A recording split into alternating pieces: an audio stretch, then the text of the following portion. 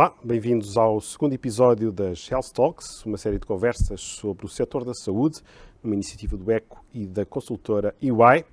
A Covid-19 colocou uma pressão sem precedentes no Sistema Nacional de Saúde, com consequências diretas na prestação de cuidados, mas, por outro lado, veio acelerar a adoção de novas abordagens, como a telemedicina ou a domiciliação, e promover um funcionamento mais integrado e centrado no paciente. Será este o mote para a conversa com Óscar Gaspar, presidente da Associação Portuguesa de Hospitalização Privada, mas antes teremos um enquadramento do tema por Miguel Amado, Partner GPS e Health and Life Sciences da EY. Olá André, obrigado e bem-vindos às Health Talks, hoje com Óscar Gaspar. E de facto o mundo nos últimos 2 anos mudou.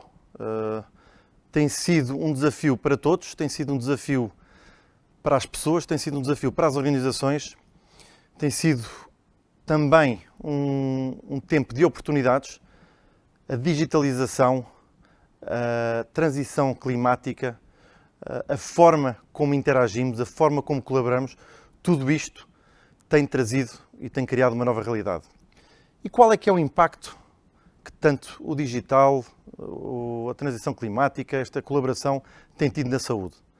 Quais os impactos na forma como olhamos para o paciente, como olhamos de forma centrada no paciente e como é que prestamos serviços de saúde de forma diferenciada. Qual o papel dos hospitais particulares em todo o ecossistema da saúde?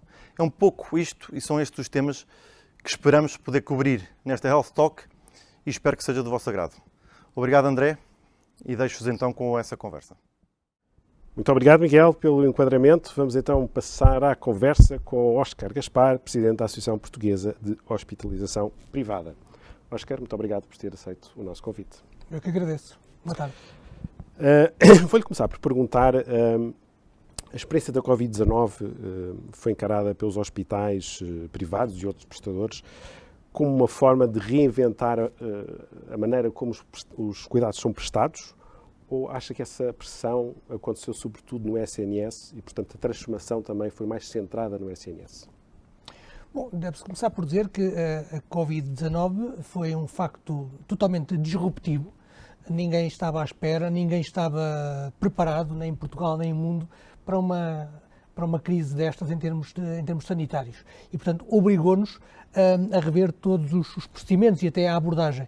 Só para lhe dar uma ideia muito prática, em março de 2020 tivemos instruções da Direção-Geral de Saúde no sentido de suspender toda a atividade cirúrgica e as consultas de especialidade programadas. Quer dizer, ali em março, abril e também até maio, todos os hospitais, isto não tem a ver com os hospitais privados ou os hospitais públicos, tiveram ali uma paragem abrupta da atividade. E, portanto, isto obrigou-nos a repensar e obrigou a tentar encontrar formas de satisfazer as necessidades de cuidados de saúde, sendo que a população não queria ir aos hospitais por receio, muitas vezes também não podia por causa das próprias regras de confinamento e também, para ser totalmente sincero, mesmo os profissionais de saúde tiveram ali um período de alguma tensão específica e, portanto, tivemos todos que nos reinventar e esta questão, e sinceramente... essa reinvenção foi transversal? Eu penso que sim. Claramente, o problema foi igual para o público, para o privado e também para a área social e depois cada um tentou encontrar as suas soluções, mas o problema foi comum, sim. Enfim, indo mais a fundo, considera que em Portugal existe ainda muito um modelo tradicional de prestação de cuidados em que há uma segmentação de funções, em que os pacientes são muitas vezes transferidos para silos de forma pouco coordenada, tornando estas jornadas dos pacientes mais difíceis e penosas, ou, por outro lado, já se começa a ver enfim, a capacidade para criar ecossistemas que permitem aos profissionais centrarem-se mais em cuidados de saúde personalizados e integrados, de forma até a aumentar os resultados em saúde? Deixe-me dizer-lhe desta forma, estas questões da transição digital, também de novas formas de abordagem das necessidades do doente, não são novas e não nasceram com a Covid-19. O que aconteceu com a Covid-19 é, como se costuma dizer, a necessidade aguçou o engenho. E, portanto, a Covid acabou por se constituir um catalisador de toda a mudança de perspectiva dos próprios profissionais de saúde, dos próprios doentes e das organizações. Quer dizer, há quem refira que em 10 semanas de 2020 evoluiu-se tanto como em 10 anos atrás, e em muitos casos algumas reformas que se tentaram introduzir tiveram algumas resistências da parte de profissionais e da parte do cidadão, e de repente percebeu-se que esse era o caminho. E, portanto, as questões tão mais ou menos básicas, como as da telemedicina, da teleconsulta, passaram a ser mais ou menos também vulgares a partir de abril de 2020, sendo certo que teve que se encontrar uma resposta adequada para as questões. Uma questão, tentar especificar o que é que eu quero dizer com isto. Uma teleconsulta não é exatamente a mesma coisa que uma consulta presencial, só que à distância. Porque, desde logo, há o distanciamento físico, não há a possibilidade do médico ou do profissional de saúde estar com a pessoa, fazer uma palpação, o que quer que seja, e, portanto, tem que se encontrar formas diferentes de abordar.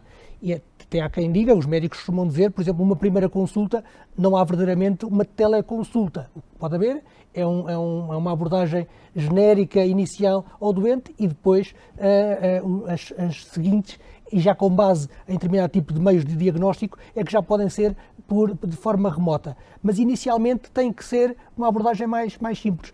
A questão que se coloca os hospitais privados, por exemplo, tiveram esta questão. É admissível um médico ter uma teleconsulta no mesmo consultório que tinha, ou tem que ser um consultório mais adequado, reformulado, no sentido, por exemplo, de ter acesso mais rápido aos meios de diagnóstico, sejam eles análises, raio-x ou o que quer que seja. E, portanto, evoluiu-se também na própria organização, no sentido de criar as condições para o médico servir melhor a pessoa e dar também algum conforto à pessoa que, embora estivesse à distância, mas era verdadeiramente uma consulta, não é? Não estamos a falar de uma chamada telefónica para dizer, olha, está tudo bem, é preciso renovar a medicação. Não é disso que estamos a tratar, estamos a falar de verdadeiro acompanhamento do cidadão.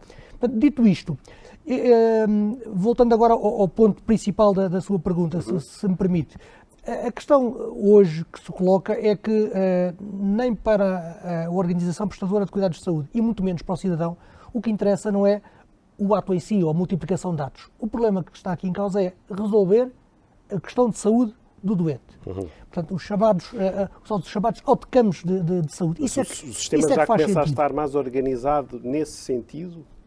Tem que ser, vamos ver, há aqui uma série de pressupostos de base que não estão ainda completamente definidos. Um deles, o mais óbvio, é a questão da remuneração, as formas de pagamento e a contratualização, que continua a ser muito por quantidade e não pela qualidade, pela geração de valor, pelos tais outcomes gerados na prestação de saúde. Agora, as pessoas percebem que é este o caminho. Quer dizer, conforme um ministro da Saúde dizia há uns anos atrás, eu quando pago uma caixa de medicamentos, eu não quero pagar a caixa de medicamentos, eu quero pagar a cura ou o efeito que aquele medicamento faz. E, portanto, ou o medicamento faz ou não faz. Quer pagar o resultado. O resultado. A mesma coisa numa consulta, a mesma coisa numa cirurgia.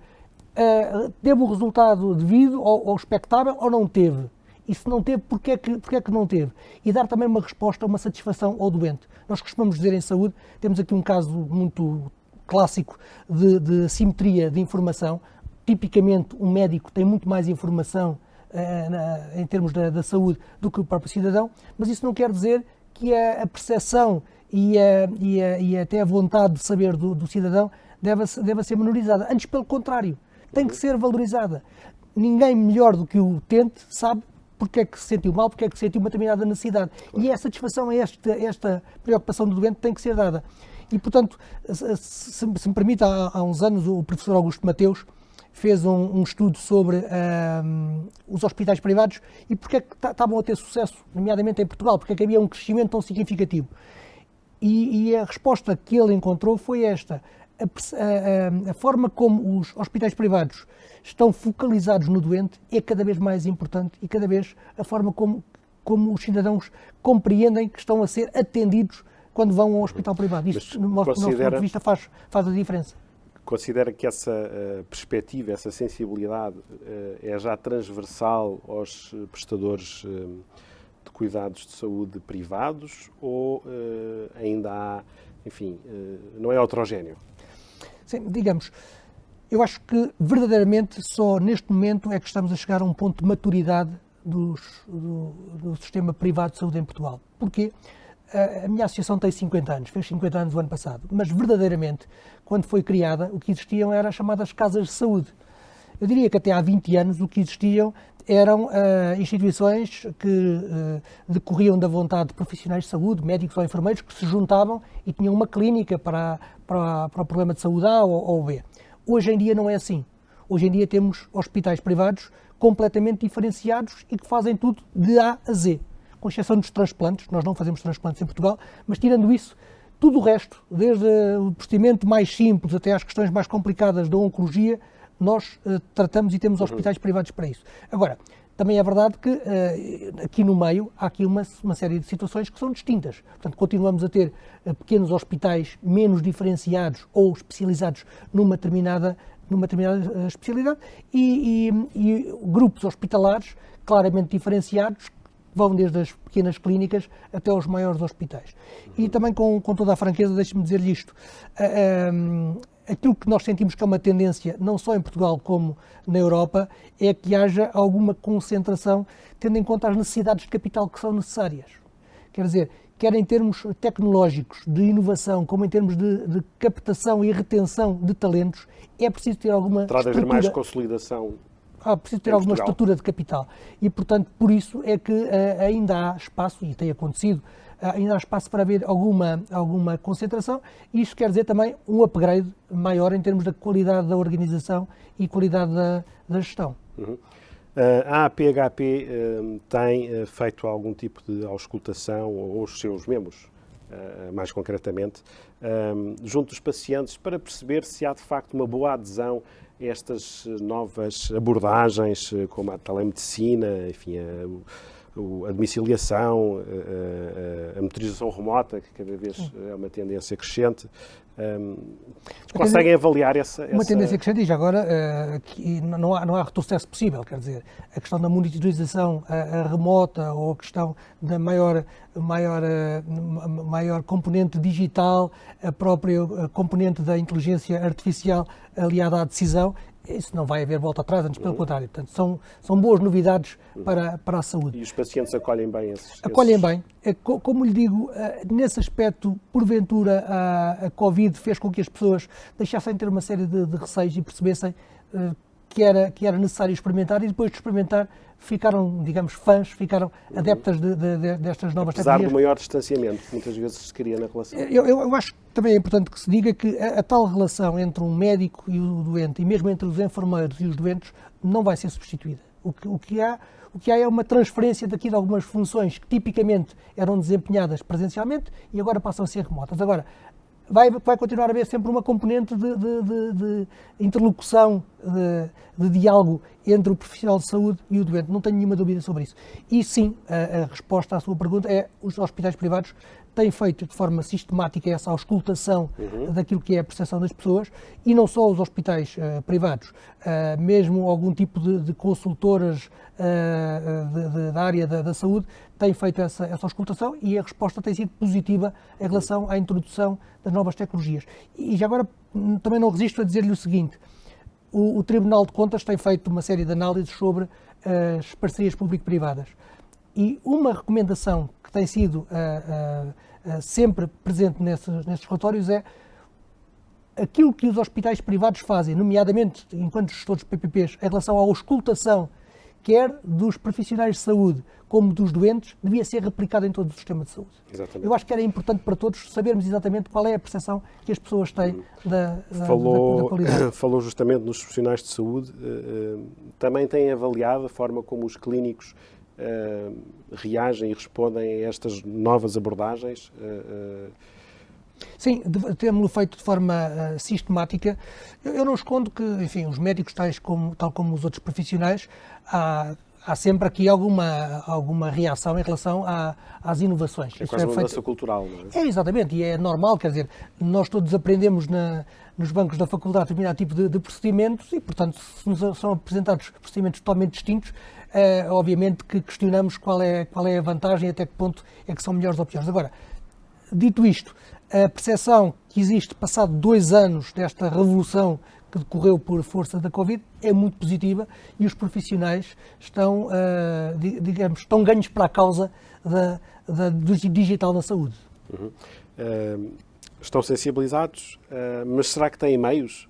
Ou seja, quais são as condições necessárias para que se consiga, de facto, proporcionar aos pacientes esta abordagem mais inteligente dos cuidados de saúde? Bom, desde logo, voltamos aqui ao ponto investimento. Não é possível ter uma nova abordagem, novas metodologias com os recursos que tínhamos até aqui. Ou seja, exige mais capacitação em termos informáticos, em termos de meios complementares e mesmo até em termos de formação dos próprios profissionais. Portanto, essa componente de investimento é muito necessária. Aquilo que eu posso aqui testemunhar é que penso que, da parte dos hospitais privados, esse caminho tem sido feito. Com toda a certeza, ainda há muito a fazer, mas há essa percepção clara que é necessário investir, porque só assim é que estaremos também a servir melhor as pessoas. Enfim, uma das questões que às vezes surge prende-se com os dados dos próprios pacientes e muitas vezes também estarem eles dentro de silos e não haver essa comunicação ou até haverem standards e especificações comuns que permitam de facto esse cuidado mais integrado. Essa é também uma questão que tem que ser resolvida. Permita-me focar 3 subpontos dentro da sua questão. Primeiro ponto prévio. Os dados de saúde são dos cidadãos. Portanto, não são nem do Estado, nem do hospital A público, nem do hospital B privado, Não. Os dados são dos cidadãos. Segundo ponto, também de prévio. Os dados de saúde são, obviamente, muito sensíveis. E, portanto, se há ponto em que o célebre RGPD funciona, tem que funcionar, é de facto a assegurar que a confidencialidade dos dados de saúde dos cidadãos. Dito isto, o que é que eu penso que é relevante? Desde logo, a questão se quiser, da interoperabilidade ou da mobilidade dos dados. Nós temos que pensar hoje um sistema português de saúde como verdadeiramente um sistema em que temos prestadores privados, temos prestadores públicos, temos prestadores de ambulatório, temos prestadores de internamento, e o percurso, a jornada normal de um cidadão é ir a um centro de saúde, ir fazer um raio-x, ir fazer umas análises, ir ter uma segunda opinião num hospital privado, eventualmente voltar ao hospital público e assim sucessivamente. Ou seja, a informação relevante e devidamente sigilosa tem que fluir no sistema de acordo com aquilo que sejam as necessidades do cidadão. E é por isso que nós, por exemplo, fizemos uma crítica que mantemos em relação ao PRR, que fala em transição digital e fala em interoperabilidade dentro do SNS. Ora, o SNS é muito importante. É só uma parte. É a parte maior de todo o sistema, não ponho isso em causa, claro. E é bom que seja assim, diga-se. Agora, é uma parte. A mais importante, mas é uma parte. Ou seja, o SNS também tem que dialogar com os outros e nós, privados, temos que dialogar com o social e o social tem que dialogar com o público. E, portanto, quando se fala na transição digital, devemos fazer o upgrade de todo o sistema, de todo aqui o ecossistema, digamos assim, da saúde. Depois, um outro aspecto que, do meu ponto de vista, também bastante interessante, que já agora gostaria de partilhar consigo, é, por exemplo, nós temos uma relação próxima com as seguradoras, porque a grande maioria das pessoas que chegam aos hospitais privados têm um seguro de saúde, ou um subsistema. E, portanto, aquilo que é a nossa percepção e também a percepção das companhias de seguros é que nós ainda temos aqui que evoluir, no sentido de agilizar procedimentos, de reduzir a burocracia, de dar fluidez à informação, salvaguardando sempre, repito, que só transmitimos a informação estritamente necessária para o caso concreto. E, portanto, não vou aqui cometer nenhuma inconfidência, mas, por exemplo, a APHP e a Associação Portuguesa de Seguradores estão muito interessados em caminhar no sentido de encontrar formas de agilizar procedimentos e, portanto, caminhar também no sentido de termos os dados de forma mais eficiente para prestar os cuidados de saúde devidos. Já agora, enfim, que toca nas seguradoras, no tema das seguradoras, nota que há, da parte de quem paga, não é, estes subsistemas, a vontade de reembolsar estes novos modelos. Há uma adesão também desse ponto de vista? Digamos, há sempre aqui uma tensão normal entre o pagador e o prestador. foi sempre assim, é assim, será assim. Será sempre assim. E até é saudável, digamos assim. Obviamente que os interesses são distintos, embora tenham que se alinhar para podermos trabalhar em conjunto. Agora, eu penso que há uma percepção clara das seguradoras de que há ganhos de saúde. Quer dizer, se eu posso fazer uma cirurgia por laparoscopia, muito menos intrusiva, com muito menos probabilidade de ter infecções, com a possibilidade de dar uma alta ao doente muito mais rapidamente, percebe-se que há aqui um ganho para todas as partes. Exatamente. E, portanto, a cirurgia em si pode ser mais onerosa, mas o ganho todo para o sistema é muito superior. E, portanto, penso que há essa percepção, ou seja, dizendo de outra maneira, cada vez mais as seguradoras têm alinhado no sentido que o importante não é o episódio em si, não é a questão aguda, é ver a perspectiva de todo o ciclo de vida da pessoa. E, portanto, as seguradoras estão disponíveis também para investir mais, desde que, em termos de saúde global, haja aqui uma melhoria. Pois no fim do dia os custos vão ser sempre mais baixos. Exatamente. Um caso também muito falado, nós temos muitas lentes intraoculares, não é? E preços muito distintos. E, portanto, o que é que faz sentido? Isso é uma decisão, obviamente, do médico, uma decisão clínica, mas, às vezes, normalmente, a lente mais barata não é a melhor se depois tiver que ser substituída passado 2 anos ou passado 3 anos, com problemas para o cidadão que teve que pôr a lente e para a dificuldade depois de ter que a remover e substituir. E, portanto, eu sinto sinceramente que as seguradoras têm essa sensibilidade.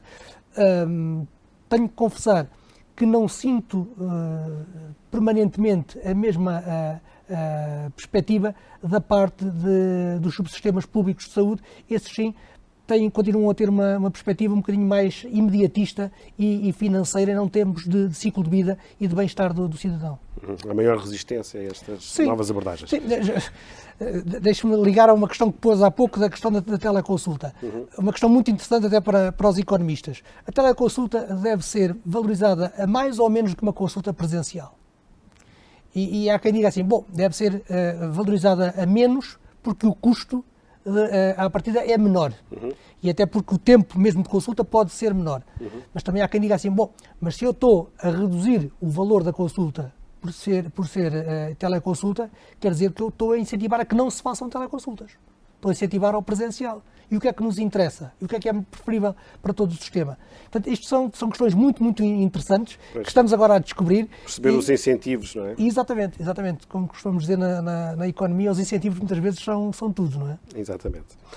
Enfim, para terminarmos, queria-lhe só perguntar, e até, enfim, fazermos aqui um pouco a ponte com a próxima Health Talk.